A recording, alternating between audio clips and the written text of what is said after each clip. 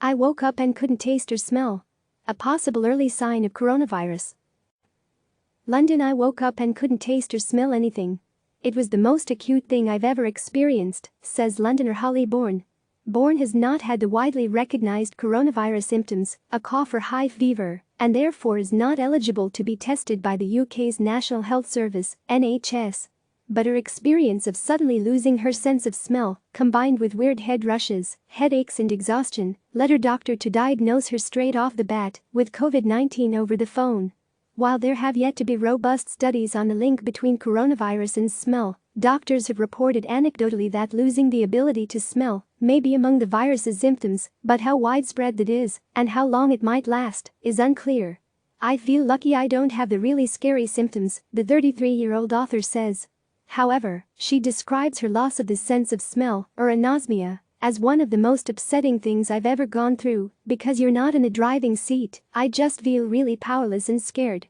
Aside from the psychological impact of believing you've caught a deadly virus, and how losing your sense of smell strips joy from eating food, anosmia can also be dangerous.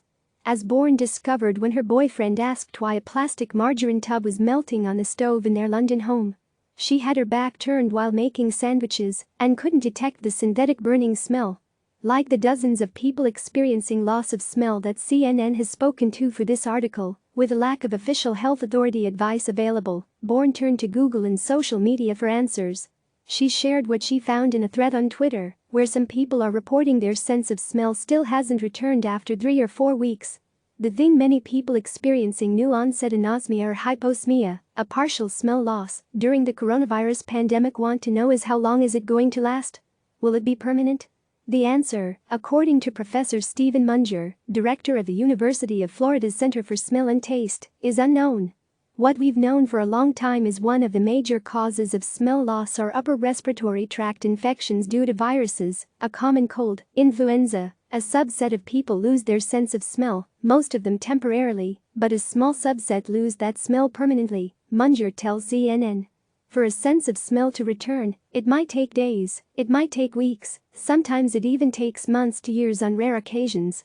Sometimes it's gradual, sometimes it is all at once, and we don't really know why that is, he adds. I'm at almost 2 weeks now and about 70% of my sense of smell has returned. One nostril is doing better than the other nostril, Bourne says.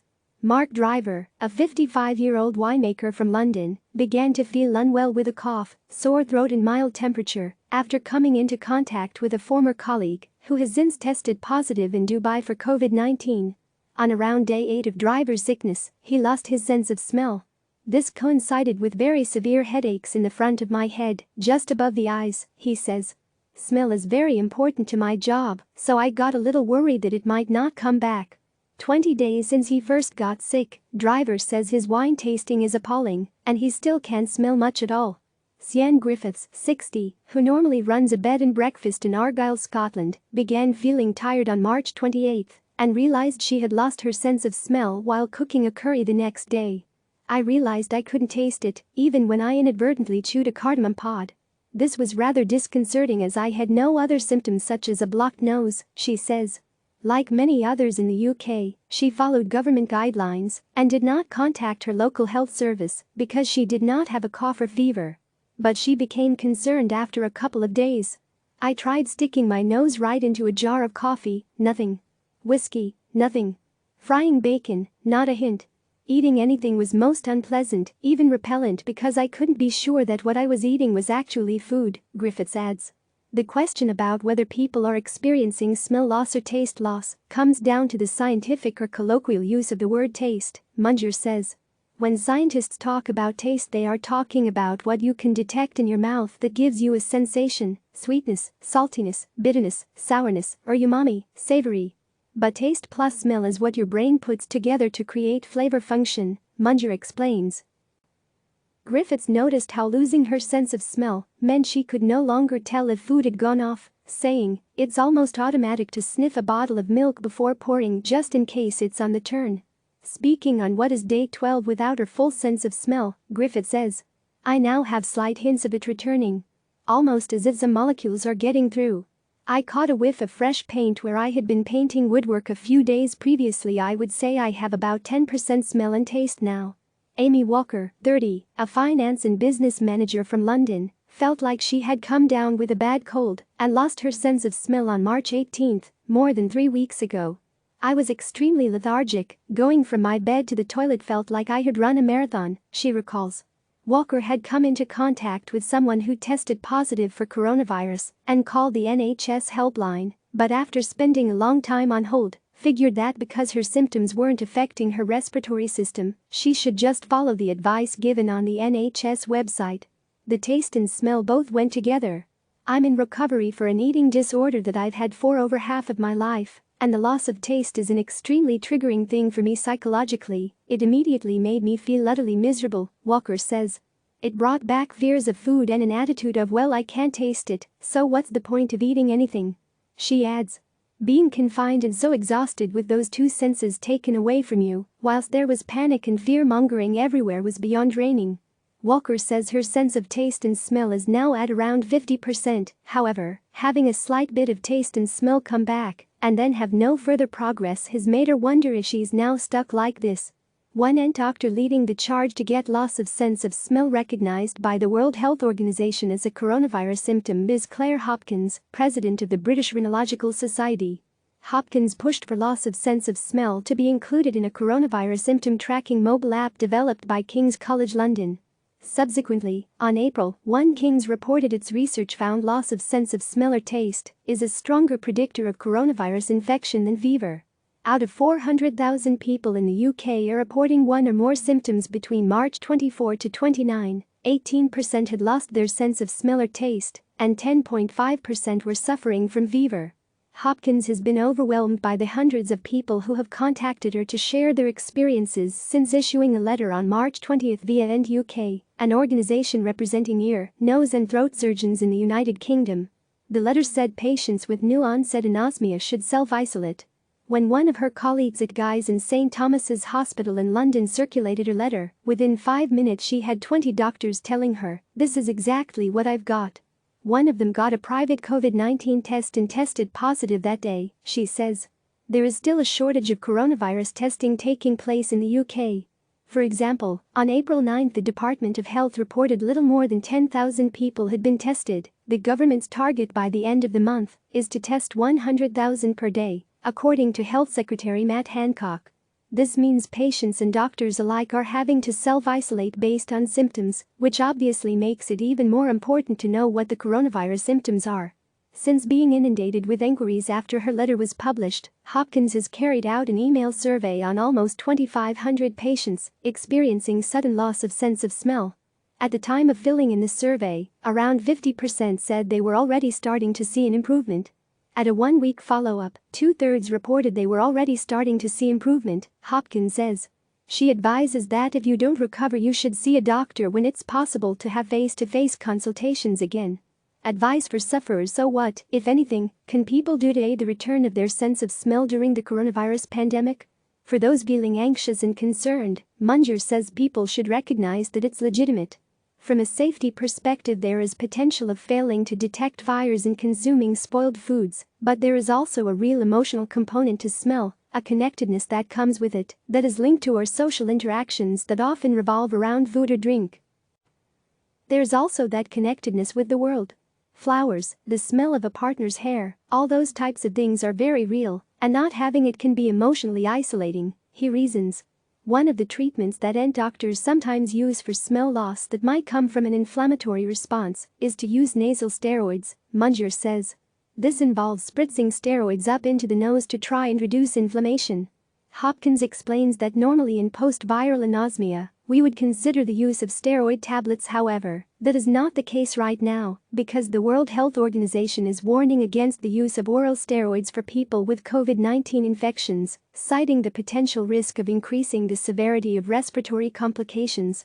Until we know for sure that steroids won't cause harm, we are avoiding them, particularly in the first 2 weeks.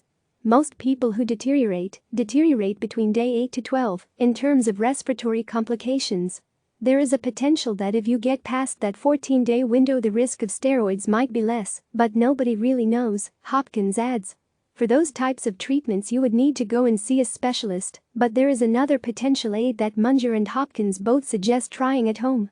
It's called smell training, essentially sniffing things around the house that are safe to smell to help stimulate a response in the olfactory epithelium.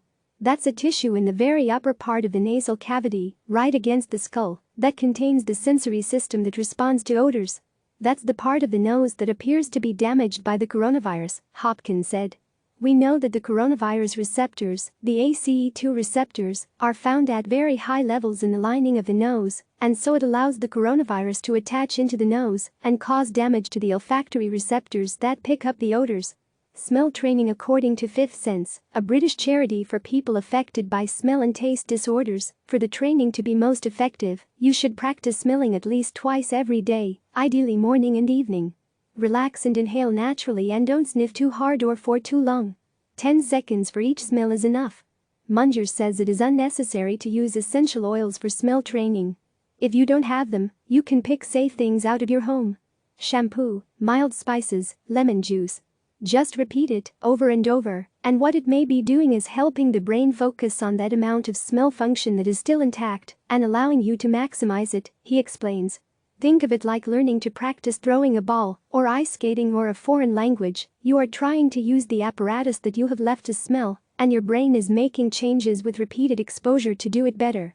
He's cautious about its effectiveness, saying the jury is still out. It's unclear if spontaneous recovery is because of the smell training or just occurs naturally, but crucially, there is no harm in trying.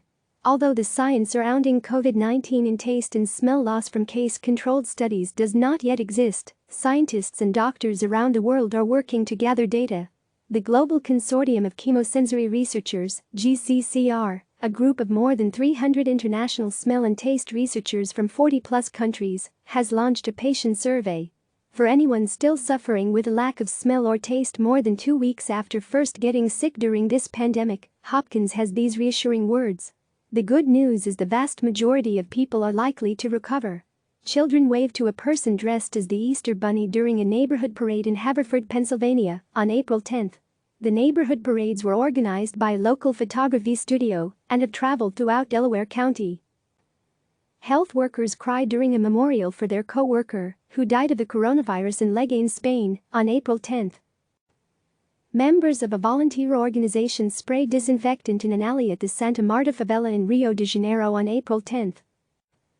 A drone photo taken on April 9 shows bodies being buried on New York's Hart Island, where the city's Department of Correction is dealing with burials amid the coronavirus outbreak. A healthcare staff member holds the hand of a coronavirus patient as he is being moved at the Hospital Universitari de Bellvitge near Barcelona, Spain, on April 9. Emergency service boats spray water to show support for healthcare workers near the Houses of Parliament in London, England, on April 9. Employees of Hyundai Card, a credit card company, sit behind protective screens as they eat in a cafeteria at their offices in Seoul, South Korea, on April 9. People wait in their cars for the San Antonio Food Bank to begin food distribution at Traders Village on April 9 in San Antonio, Texas. A worker disinfects a carved cross at the Salt Cathedral in Zipaquira, Colombia, on Wednesday, April 8. A cake shop employee in Athens, Greece, prepares chocolate Easter bunnies with face masks on April 8. Californian Sarah and Aaron Sanders, along with their children, use video conferencing to celebrate a Passover Seder with other family members on April 8. A medical staff member from China's Jilin Province Center cries while hugging nurses from Wuhan on April 8. Wuhan was reopening its borders after 76 days. Cars in Wuhan line up to leave at a highway toll station. Rabbi Yaakov Kotlarski places Passover Seder to-go packages into a car trunk in Arlington Heights, Illinois, on Tuesday, April 7. A woman in London shows her support for British Prime Minister Boris Johnson on April 7. Johnson was hospitalized after his coronavirus symptoms worsened, according to his office. A voter checks in to cast a ballot in Kenosha, Wisconsin, on April 7. The state was going through with its presidential primary despite the pandemic. A man is sprayed with disinfectant prior to going to a market in Tirana, Albania, on Monday, April 6. Izzy, left, and Tibby wear ventilated dog masks in Philadelphia on April 6. People wait in line to bury loved ones at a cemetery in Guayaquil, Ecuador, on April 6. In some parts of the overwhelmed city, bodies have been left on the streets.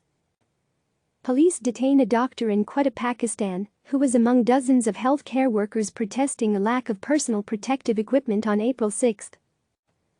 A Catholic priest sprinkles holy water on devotees during Palm Sunday celebrations in Quezon City, Philippines, on Sunday, April 5. People shine lights from their balcony during a nationwide candlelight vigil in Bangalore, India, on April 5. A woman in Glasgow, Scotland, watches Britain's Queen Elizabeth II give a television address regarding the coronavirus pandemic. Paramilitary members unload provisions in Kampala, Uganda, on Saturday, April 4. It was the first day of government food distribution for people affected by the nation's lockdown. A police officer wearing a coronavirus-themed outfit walks in a market in Chennai, India, to raise awareness about social distancing. A woman in Moscow cooks while watching Russian President Vladimir Putin address the nation over the coronavirus pandemic. The hashtag #StayHome is projected onto the Matterhorn mountain that straddles Switzerland and Italy on April 1. The mountain was illuminated by Swiss artist Jerry Hofstadter, who is transforming buildings, monuments and landscapes all over the world to raise awareness during the pandemic. Volunteers load food bags on a truck to deliver them to low-income families in Panama City, Panama, on April 1.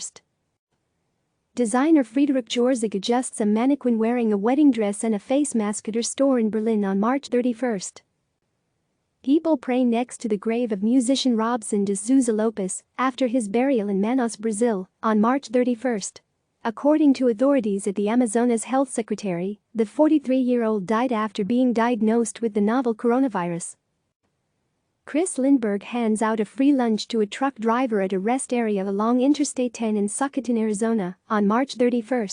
The Arizona Trucking Association was giving away 500 Dilly's Deli lunches to show its appreciation for truck drivers who have been delivering medical supplies, food and other necessities during the coronavirus pandemic. The USNS Comfort, a Navy hospital ship, reaches New York City on March 30. Another hospital ship is in Los Angeles. Both will take some of the pressure off medical facilities that are strained because of the coronavirus pandemic. An emergency field hospital is constructed in New York Central Park on March 30. Farmers deliver vegetables to a customer in St. Georges-sur-Cher, France, on March 29. People listen from their homes as priests conduct Sunday Mass from a church roof in Rome on March 29. Georgy David Jablonowski and his bride, Timea, are joined by close relatives during their wedding ceremony in Miskolc, Hungary, on March 28. Because of the coronavirus, engaged couples across the globe have had to rethink their walks down the aisle. A worker fixes partitions at a quarantine center in Guwahati, India, on March 28.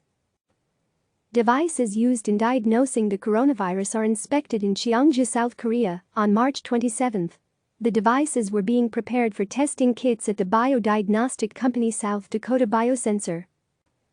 A student does homework in Bratislava, Slovakia, on March 27.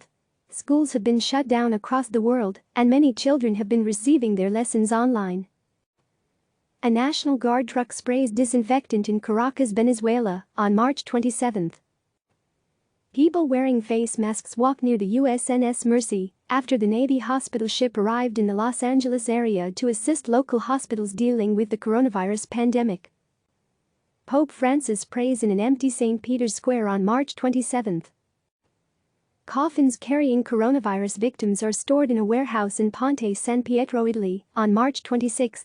They would be transported to another area for cremation. Members of Iran's Revolutionary Guard prepare to take part in disinfecting the city of Tehran on March 25. Lydia Hasselbrook attends a ballet class from her home in New York on March 25. People visit the Beijing Zoo on March 25 after it reopened its outdoor exhibits to the public. The Olympic flame is displayed in Iwaki, Japan, on March 25, a day after the 2020 Tokyo Games were postponed. A woman suspected of having coronavirus is helped from her home by emergency medical technicians Robert Zabia, left, and Mike Pareja, in Paterson, New Jersey, on March 24. People practice social distancing as they wait for takeout food at a shopping mall in Bangkok, Thailand, on March 24. Authorities are seen in Madrid, where an ice rink has been converted into a makeshift morgue to cope with the coronavirus fallout. A tourist wears a face mask while visiting the Beideling section of the Great Wall of China on March 24. The section reopened to visitors after being closed for 2 months. People arrive at the South Municipal Cemetery in Madrid to attend the burial of a man who died from the coronavirus. Passengers arrive at Hong Kong International Airport on March 23. Giuseppe Cribari holds Sunday Mass in front of photographs sent in by his congregation members in Giussano, Italy, on March 22. Many religious services are being streamed online so that people can worship while still maintaining their distance from others. People clap from balconies to show their appreciation for healthcare workers in Mumbai, India. A woman attends a Sunday service at the Nairobi Baptist Church in Nairobi, Kenya, on March 22. The service was streamed live on the internet. A Syrian Red Crescent member sprays disinfectant along an alley of the historic Hamadiya market in Damascus, Syria. People are seen on California's Huntington Beach on March 21. Crowds descended on California beaches, hiking trails and parks over the weekend in open defiance of the state order to shelter in place and avoid close contact with others. A funeral service is held without family members in Bergamo, Italy, on March 21. A member of the Syrian Violet Relief Group disinfects tents at a camp for displaced people in Kafr, Syria, on March 21. A doctor examines Juan Vasquez inside a testing tent at St. Barnabas Hospital in New York on March 20. A mass in Rio de Janeiro honors coronavirus victims around the world on March 18. Brazil's Christ the Redeemer statue was lit up with flags and messages of hope and solidarity with countries affected by the pandemic. Medical staff wearing protective suits ride down an escalator at Moscow's Sheremetyevo International Airport on March 18. Hasidic Jewish men take part in a social distancing minyan in New York on March 17. A patient in a biocontainment unit is carried on a stretcher in Rome on March 17. A pedestrian walks a dog through a quiet street in New York on March 17. People gather to collect free face masks in New Delhi on March 17. Dermot Hickey, left, and Philip Vega ask a pedestrian in New York to take their picture on a thinly trafficked Fifth Avenue on March 17. Many streets across the world are much more bare as people distance themselves from others. In the United States, the White House advised people not to gather in groups of more than 10. Students at the Atterkaya Islamic School wear face masks during a ceremony in Thailand's southern province of Narathiwat on March 17. People wait outside a Woolworths store in Sunbury, Australia on March 17. Australian supermarket chains announced special shopping hours for the elderly and people with disabilities so that they can shop in less crowded aisles. A member of Spain's Military Emergencies Unit carries out a general disinfection at the Malaga airport on March 16. Displaced families near Athens, Syria, attend a workshop aimed at spreading awareness about the coronavirus. French President Emmanuel Macron is seen on a screen in Paris as he announces new coronavirus containment measures on March 16. France has been put on lockdown, and all non-essential outings are outlawed and can draw a fine of up to €135, $148. Macron also promised to support French businesses by guaranteeing €300 billion worth of loans and suspending rent and utility bills owed by small companies. A police officer checks the temperatures of bus passengers at a checkpoint in Manila, Philippines, on March 16. Flowers are stored prior to their destruction at a flower auction in Alzamir, Netherlands, on March 16. Lower demand due to the coronavirus outbreak is threatening the Dutch horticultural sector, forcing the destruction of products. Body temperatures are scanned as people enter the Buddhist temple Wat Pho in Bangkok, Thailand, on March 13. Two nuns greet neighbors from their balcony in Turin, Italy, on Sunday, March 15. Pope Francis, inside the Church of San Marcello in Rome's city center, prays at a famous crucifix that believers claim helped to save Romans from a plague in 1522. Passengers wait for their flights at Marrakesh Airport in Morocco on March 15. U.S. Vice President Mike Pence takes a question during a White House briefing about the coronavirus on March 15. A SeaWorld employee sprays disinfectant in Jakarta, Indonesia, on Saturday, March 14. People wait in line to go through customs at Dallas-Fort Worth International Airport on March 14. Travelers returning from Europe say they were being made to wait for hours at U.S. airports, often in close quarters, as personnel screened them for the coronavirus. Hundreds of people lined up to enter a Costco in Novato, California, on March 14. Many people have been stocking up on food, toilet paper and other items. As a response to panic buying, retailers in the United States and Canada have started limiting the number of toilet paper that customers can buy in one trip. A member of the White House physician's office takes a media member's temperature in the White House briefing room on March 14. It was ahead of a news conference with President Donald Trump and Vice President Mike Pence. A nurse in Cremona, Italy, takes a moment in this heartbreaking photo posted to Instagram by photographer Paolo Miranda. Italy's healthcare system has been severely tested by the coronavirus pandemic. Reporters in Arlington, Virginia, sit approximately 4 feet apart during a briefing by Marine Corps Gen. Kenneth F. McKenzie on March 13. People walk past a closed Broadway theater on March 13 after New York canceled all gatherings over 500 people. A Costco customer stands by 2 shopping carts in Richmond, California, on March 13. A teacher works in an empty classroom at the Pompeu Fabra University in Barcelona, Spain. A woman looks at an empty bread aisle in Antwerp, Belgium, on March 13. Employees of the Greek parliament wear plastic gloves ahead of the swearing-in ceremony for Greek President Katerina Sakellaropoulou. A motorcyclist drives through disinfectant sprayed in Jammu, India, on March 13. Workers prepare to construct an additional building on a hospital on the outskirts of Moscow. Paul Boyer, head equipment manager of the NHL's Detroit Red Wings, wheels out equipment bags in Washington on March 12. The NHL is among the sports leagues that have suspended their seasons. Students leave Glacier Peak High School in Snohomish, Washington, on March 12. Beginning the following day, schools in the Snohomish School District plan to be closed through April 24. An Uber Eats delivery biker stands at a deserted Piazza di Spagna in Rome.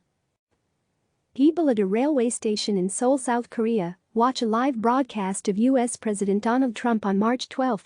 Trump announced that, in an effort to slow the spread of the coronavirus, he would sharply restrict travel from more than 24 European countries. Workers in protective suits disinfect Istanbul's Dolmabahce Palace on March 11. A person wearing a face mask walks outside of a shopping mall in Beijing on March 11. Police officers restrained a relative of an inmate outside the Sant'Anna jail in Medina, Italy, on March 9. Riots broke out in several Italian jails after visits were suspended to curb the spread of the coronavirus. Medical staff in Wuhan, China, celebrate after all coronavirus patients were discharged from a temporary hospital on March 9. Traders work on the floor of the New York Stock Exchange on March 9. Stocks plummeted as coronavirus worries and an oil price race to the bottom weighed on global financial markets. Rescuers search for victims at the site of a collapsed hotel in Quanzhou, China, on March 8. The hotel was being used as a coronavirus quarantine center. The Grand Princess cruise ship, carrying at least 21 people who tested positive for coronavirus, is seen off the coast of San Francisco on March 8. The ship was being held at sea. Sumo wrestlers attend a tournament in Osaka, Japan, that was being held behind closed doors because of the coronavirus outbreak. A couple rides a bicycle at a park in Seoul, South Korea, on March 7. A volunteer from Blue Sky Rescue uses fumigation equipment to disinfect a residential compound in Beijing on March 5. Airmen from the California National Guard drop coronavirus testing kits down to the Grand Princess cruise ship off the coast of California on March 5. Municipal workers are seen at the Kaaba, inside Mecca's Grand Mosque. Saudi Arabia emptied Islam's holiest site for sterilization over coronavirus fears, an unprecedented move after the kingdom suspended the year-round Umrah pilgrimage. Passengers react as a worker wearing a protective suit disinfects the departure area of a railway station in Hefei, China, on March 4. Teachers at the Nagoya International School in Japan conduct an online class for students staying at home as a precaution against the spread of coronavirus. Soldiers spray disinfectant throughout a shopping street in Seoul. A Muslim worshipper attends a mass prayer against coronavirus in Dakar, Senegal, on March 4. It was after cases were confirmed in the country. People wear face masks in New York's Times Square on March 3. New York reported its first case of coronavirus 2 days earlier. A security guard stands on the Shibuya Sky observation deck in Tokyo on March 3. U.S. President Donald Trump, flanked by Vice President Mike Pence, left, and Health and Human Services Secretary Alex Azar, speaks during a meeting with pharmaceutical executives and the White House Coronavirus Task Force on March 2. Throughout the meeting, Trump was hyper-focused on pressing industry leaders in the room for a timeline for a coronavirus vaccine and treatment. But experts at the table, from the administration and the pharmaceutical industry, repeatedly emphasized that a vaccine can't be rushed to market before it's been declared safe for the public. Medical staff stand outside a hospital in Daegu, South Korea, on March 1. Healthcare workers transfer a patient at the Life Care Center in Kirkland, Washington, on March 1. The long-term care facility is linked to confirmed coronavirus cases. British Prime Minister Boris Johnson visits a London laboratory of the Public Health England National Infection Service. Tomoyuki Sugano, a professional baseball player on the Yomiuri Giants, throws a pitch in an empty Tokyo Dome during a preseason game on February 29. Fans have been barred from preseason games to prevent the spread of the coronavirus. Commuters wearing masks make their way to work during morning rush hour at the Shinagawa train station in Tokyo on February 28. Medical staff transport a coronavirus patient within the Red Cross Hospital in Wuhan on February 28. Inter Milan plays Ludogorets in an empty soccer stadium in Milan, Italy, on February 27. The match was ordered to be played behind closed doors as Italian authorities continue to grapple with the coronavirus outbreak. A bank clerk disinfects banknotes in China's Sichuan province on February 26. A child wearing a protective face mask rides on a scooter in an empty area in Beijing. A Catholic devotee wears a face mask as he is sprinkled with ash during Ash Wednesday services in Parañaque, Philippines, on February 26. People disinfect Qam's Masama Shrine in Tehran, Iran, on February 25. A worker in Daegu stacks plastic buckets containing medical waste from coronavirus patients on February 24. Paramedics carry a stretcher off an ambulance in Hong Kong on February 23. People attend a professional soccer match in Kobe, Japan, on February 23. To help stop the spread of the novel coronavirus, the soccer club Vissel Kobe told fans not to sing, chant or wave flags in the season opener against Yokohama FC. A team of volunteers disinfects a pedestrian bridge in Bangkok, Thailand. A man rides his bike in Beijing on February 23. Hospital personnel in Codogno, Italy, carry new beds inside the hospital on February 21. The hospital is hosting some people who have been diagnosed with the novel coronavirus. Doctors look at a CT scan of a lung at a hospital in Xiaogan, China, on February 20. A sales clerk wears a mask as she waits for customers at a hat shop in Beijing on February 18. Small companies that help drive China's economy are worried about how much damage the coronavirus outbreak will cause to business. Buses carrying American passengers arrive at the Haneda Airport in Tokyo on February 17. The passengers were leaving the quarantined Diamond Princess cruise ship to be repatriated to the United States. A medical worker rests at the isolation ward of the Red Cross Hospital in Wuhan on February 16. Authorities watch as the Westerdam cruise ship approaches a port in Sihanoukville, Cambodia, on February 13. Despite having no confirmed cases of coronavirus on board, the Westerdam was refused port by 4 other Asian countries before being allowed to dock in Cambodia. A worker has his temperature checked on a shuttered commercial street in Beijing on February 12. Beds are made in the Wuhan Sports Center, which has been converted into a temporary hospital. A child rides a scooter past a police officer wearing protective gear outside the Hongmei House in Hong Kong on February 11. More than 100 people evacuated the housing block after 4 residents in 2 different apartments tested positive for the coronavirus. Relatives of quarantined passengers wave at the Diamond Princess cruise ship as it leaves a port in Yokohama, Japan, to dump wastewater and generate potable water. Dozens of people on the ship were infected with coronavirus. The Deanway branch of the County Oak Medical Center is closed amid coronavirus fears in Brighton, England, on February 11. Several locations in and around Brighton were quarantined after a man linked to several coronavirus cases in the United Kingdom came into contact with healthcare workers and members of the public. A police officer, left, wears protective gear as he guards a cordon at the Hongmei House in Hong Kong on February 11. A worker wears a protective suit as he waits to screen people entering an office building in Beijing on February 10. China's workforce is slowly coming back to work after the coronavirus outbreak forced many parts of the country to extend the Lunar New Year holiday by more than a week. Chinese President Xi Jinping has his temperature checked during an appearance in Beijing on February 10. Photojournalists wearing face masks take photos of a bus carrying passengers after they disembarked from the World Dream cruise ship in Hong Kong on February 9. More than 5,300 people were quarantined on 2 cruise ships off Hong Kong in Japan. People participating in a Lunar New Year parade in New York City hold signs reading, "Wuhan Stay Strong," on February 9.